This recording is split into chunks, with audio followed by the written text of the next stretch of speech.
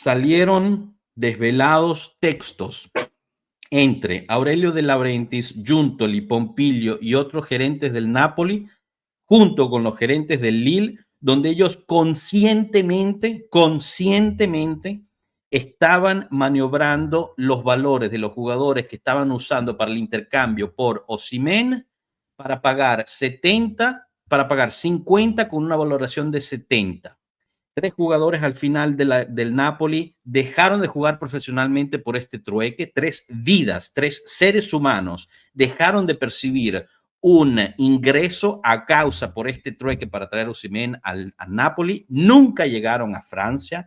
Las personas responsables de este trueque sabían lo que estaban haciendo, sabían que lo que estaban haciendo era mal, tanto así que en los mismos mensajes filtrados dicen: no dejen nada por escrito, porque si aceptan esta oferta nos vamos a volver ladrones. Todo verbal, no dejen nada por escrito. Y aún con eso, y aquí ya me estoy empezando a rechar, como pueden ver, aún con eso, la Fiscalía de la Fitch, el hijo de su maldita madre, con todo respeto a la mamá de él, de Quiné, dijo que no había los términos para ir e investigar al Napoli.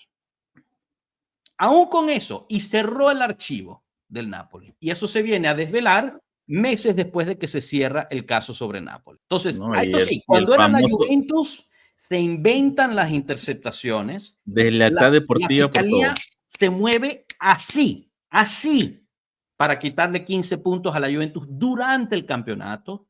Todas las filtraciones por todos los periódicos de todos lados, inventadas y no, sacadas en contextos y no.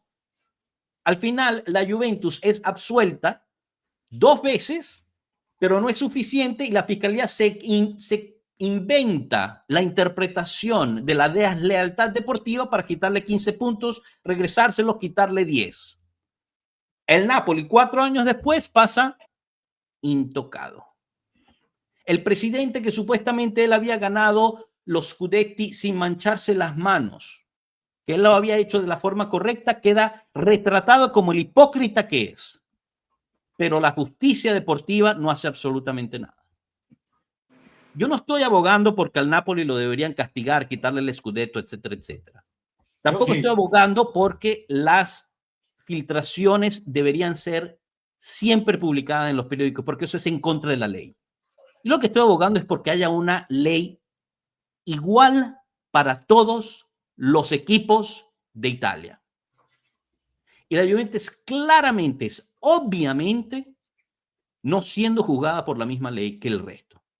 Y esta vez tenemos de nuevo, dentro de una misma temporada, tenemos otra vez, o de un mismo año más bien, otro ejemplo de cómo la Juventus no es juzgada bajo los mismos términos.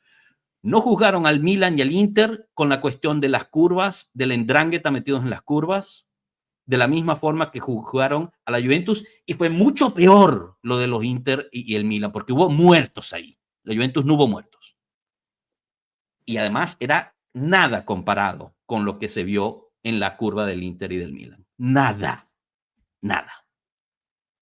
Y ahora con la cuestión del Napoli, donde hay literalmente una plusvalía ficticia, donde hay literalmente un fraude abierto, conscientemente hecho, el malparido de Quiné dice que no hay suficientes términos en los documentos para abrir una investigación. Entonces, cuando aquí me vienen y decir que exageramos, que somos unos lloriqueras, que deberíamos enfocarnos en ganar, váyanse al paltó.